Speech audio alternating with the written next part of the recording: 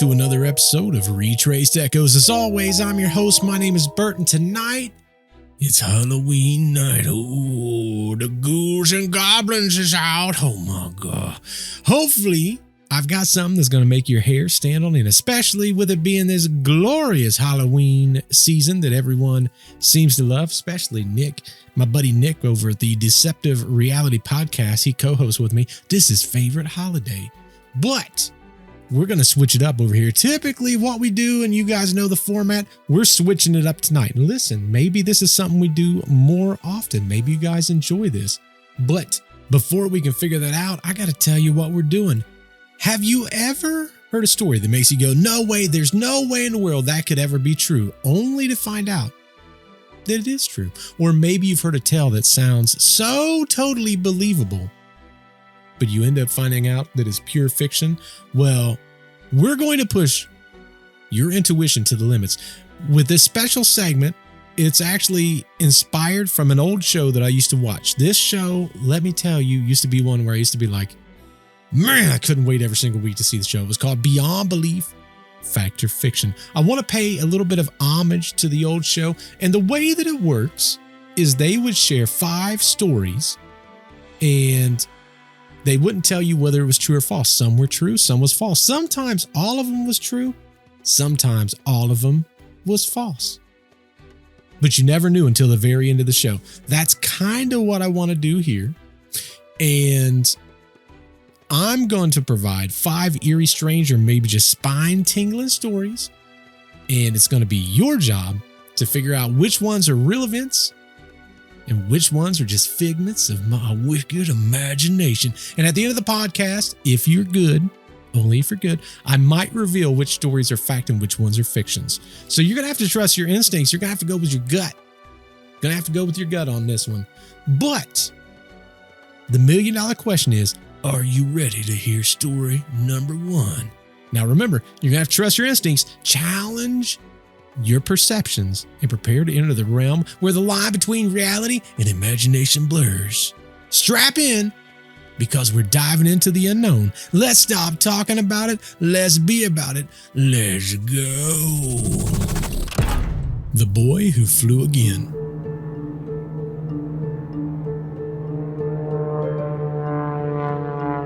In a quaint little town named Redbrook, a 4-year-old boy named Timmy grabbed the attention of his parents, neighbors, and eventually the whole town. Why? Because Timmy insisted he had lived in another life before. A life as a World War II fighter pilot named Jack Harris. Timmy began drawing planes at a very unusually young age. But not just any planes. These were incredibly detailed sketches of Spitfires and Messerschmitts. His parents, Lisa and Mark, initially thought their son was just a gifted artist with a knack for history. But then Timmy started talking about life in the 1940s. He would say things like, I used to fly those planes, and I fought in a big war. At first, Lisa and Mark laughed it off. Kids have wild imaginations after all. Yet the details Timmy provided were startlingly accurate. He talked about the types of engines the planes used, what his uniform looked like, and even named a couple of his squad mates. Names that were later verified as real World War II pilots. Timmy also said something that gave his parents pause. He mentioned dying in a crash near a railroad in 1942. Now, Lisa and Mark, they couldn't just brush this off. They started doing some research of their own and found an old war incident report. Indeed, a pilot named Jack Harris had died under similar circumstances right next to a railroad in the very year that Timmy mentioned. The family contacted several experts and historians to dig deeper. They were able to confirm many of Timmy's claims. He even recognized photos of specific planes and pilot gear from that very era, items he had never seen before in his current life. As Timmy grew older, his memory started to fade, much like the colors of an old photograph, but the impressions he left on those that knew him never dimmed. Whether or not you believe in reincarnation, Timmy's story begs the question, how could a 4-year-old possibly know such specific details and life lived decades before he was even born. So there you have it, folks. The eerie tale of Timmy, the boy who seemed to live twice. Was he a reincarnation of a World War II pilot? Or was it all just an elaborate tale? You'll find out at the end. Story 2. The Vanishing Hitchhiker of Route 44.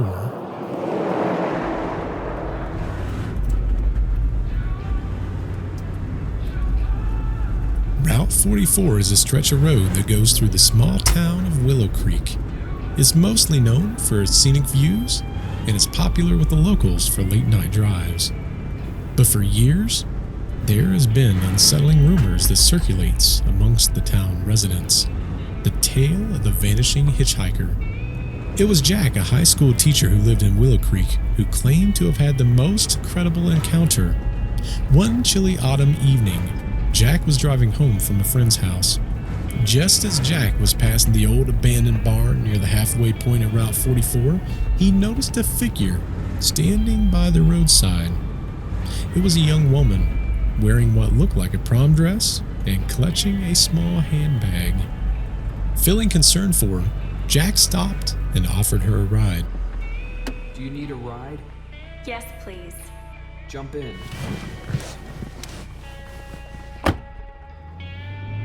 She quietly agreed, giving an address that was along his way.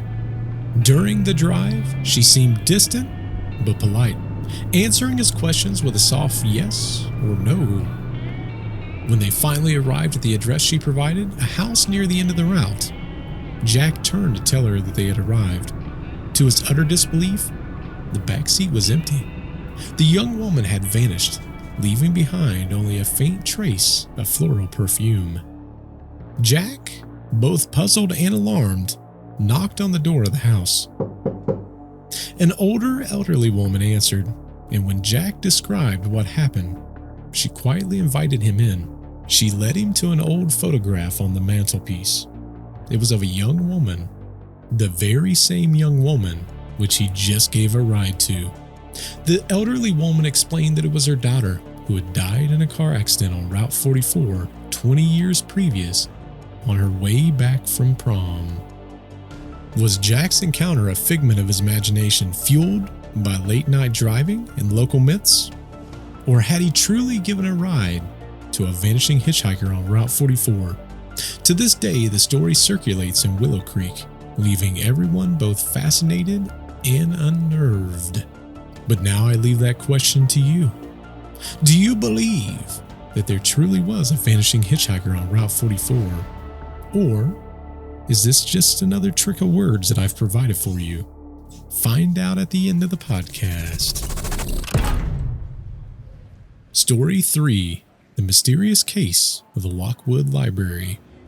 Lockwood is a charming little town known for its annual apple festivals and vibrant community life, but it's also home to one of the most intriguing mysteries the locals still talk about, the Lockwood Library incident. The Lockwood Library is the town's oldest public building and holds more than just books. It has a history room with ancient maps, old photographs, and local newspapers dating back a century. But what really catches people's attention is a specific sealed-off section that nobody, except for the librarian, Miss Thompson, has access to. Now Alex, he's a history buff and a journalist for the Lockwood Gazette, and he's always been intrigued by this restricted area. One day, Miss Thompson had to leave town due to a family emergency, and Alex saw an opportunity. Using a borrowed key from a maintenance person who was none the wiser, he sneaked into the library after hours to explore the sealed-off section. What he found were stacks of old documents and photographs, but one item caught his eye. It was a leather-bound journal that looked far older than anything else in the room. The journal was filled with what appeared to be entries of a person who lived in Lockwood in the early 1900s. But as Alex read the entries, he realized they predicted events that would happen many years later. These included everything from natural disasters, even significant town events. Now, rattled by what he found, Alex replaced the journal and left the restricted area, locking it behind him. When Miss Thomas returned, Alex was too disturbed to confront her, but he wrote an anonymous piece about his discovery in the Lockwood Gazette. The story created quite a stir in the community. It split everyone down the center of the town, whether they believed it was an elaborate hoax or it was a genuine mystery. Several experts were called to examine the journal. To everyone's surprise, or maybe it wasn't, the journal had vanished from the restricted area, and Miss Thompson denied any knowledge of such an item, and despite thorough investigations, it was never found again. So now I leave the question to you. Was Alex's discovery a figment of his overactive imagination, or had he stumbled upon a journal that defied the very laws of time? The mystery remains unsolved, leaving the town of Lockwood both curious and skeptical. What do you think? Story number 4, The Luminous Battle of Stone Creek. The Civil War was a time of unimaginable hardships, torn families, and thousands upon thousands of casualties. Amid the grimness, however, one mysterious event stood out as a glimmer of hope, quite literally. The strange occurrences happened during the Stone Creek Battle, a lesser known, yet very brutal conflict. Now entering the story, Samuel, a young Union soldier who was barely 18, a farm boy by origin. Samuel had never seen so much bloodshed and misery. In the Battle of Stone Creek, both sides suffered heavy casualties, and Samuel, he was gravely wounded. Left on the muddy battlefields, many wounded soldiers awaited help, or the end, whichever came first. And as night fell, something incredible happened. Some of the soldiers, including Samuel, noticed that their wounds started emitting a faint bluish glow. It was later known and nicknamed the Angel's Glow, the phenomena that was taken as a sign of divine intervention by many at the time. Interestingly enough, those with the glowing wounds started showing better chances of survival and quicker recovery. Samuel was among them.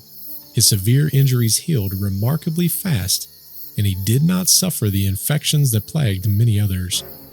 Whispered tales of the Angel's Glow traveled far and wide, from the battlefield to hospitals, and eventually back to the home front. What do you think? Do you think that Samuel and many of the other wounded soldiers received what's known as the Angel's Glow? Or is this just a glowing story? Story 5, The Silent Echo of Glendale Lake. Glendale Lake is a popular spot in the small town of Glendale, frequented by locals and tourists alike for its scenic beauty and serene atmosphere. But those who have lived in Glendale for any length of time know a very unsettling legend, the legend of the Silent Echo. Tara, who's a lifelong resident of Glendale and an amateur birdwatcher, was the most recent person to experience this very strange phenomenon. One clear afternoon, she set out with her binoculars and a notebook to observe some nesting eagles near the lake. She positioned herself at her usual spot, a clearing away from the popular trails. As she focused on the nest, high up in the tree, she suddenly realized that her surroundings had gone unnaturally silent. Even the rustling of leaves and the rippling of water seemed to have ceased. That's when she heard it. A faint, almost whispered echo of her own name coming from across the lake. Tara. It sounded like her own voice, but distorted, as if being played backwards. Startled, Tara picked up her gear and she left. But the story doesn't end there. When she returned home and recounted her experience to her grandfather, he told her about similar incidences that had dated back decades, maybe even centuries. According to town records and old newspaper clippings, several people had reported hearing their own voices echoing back to them in a distorted form, especially when they were alone near Glendale Lake. Some even claim that soon after hearing the silent echo, significant changes or events occurred in their life, although never for the better. Skeptics say this silent echo is nothing but an auditory illusion, a trick of the wind, or imaginations running wild.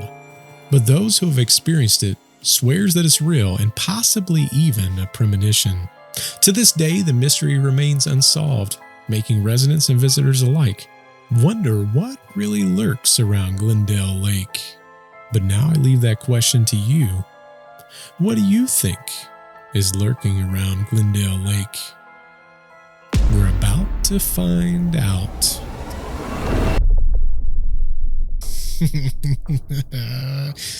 Ooh, what about those stories? The question that I'm curious is, how many did you guys get right? Do y'all want to know? Maybe we'll wait until the next podcast and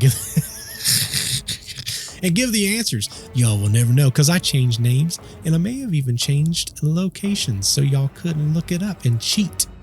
But before we rip off the Band-Aid, I just want to remind everyone, sometimes unbelievable comes wrapped in the ordinary, while the most plausible stories can also be spun into a tall tale. Now let's get to it, shall we? Story number 1 was the boy who flew again. Sorry, I screwed up the title that I created. It was a tale of Timmy, the 4-year-old who claimed to be a World War II pilot in a past life. Now, this one might have had you scratching your head in disbelief. I mean, is it even possible? Could a child really have lived another life? Could he have been up doing some dog fighting and had real life and death stakes? Well, believe it or not, this story is based on real events.